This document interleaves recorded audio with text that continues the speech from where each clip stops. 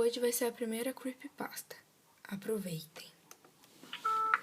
Relato de um amigo.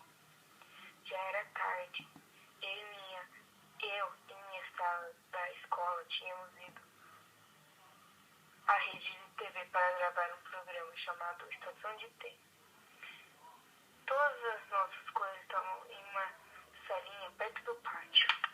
O problema é que estava escuro. O prédio onde está se localizava. Minha escola sempre teve muitas histórias de assombração, mas não acreditava, pelo menos não até aquele momento. No meu colégio tinha cobras em um vidro perto da sala, onde estavam nossas coisas. Normalmente, eles ficam dentro de suas respectivas casas. Só que, dessa vez, elas batiam suas cabeças no vidro e o papagaio ao lado delas, em sua gaiola, começou a se agitar.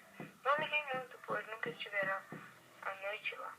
O que me importava é que os meus amigos me esperavam no pátio, que eu ficava meio longe do prédio principal. Eu olhei as cobras do papagaio uma última vez antes de me virar. Foi minha pior escolha. E já no exato momento que virei, ouvi algo caindo pela escada.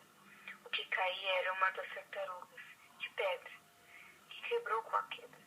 O problema é que depois de se partir, eu vi que havia sangue dentro dela.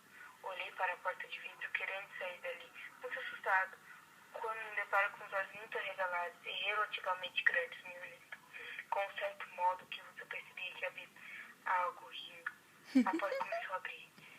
Esse foi o relato de um amigo meu da escola. Ele terminou me dizendo que o que quer que fosse aquilo estava perseguindo. No outro dia, ele se mudou da escola com medo. Engraçado, pois nesse mesmo tempo ele alegou estar acontecendo outros casos com ele. Nós conversávamos com ele no pátio.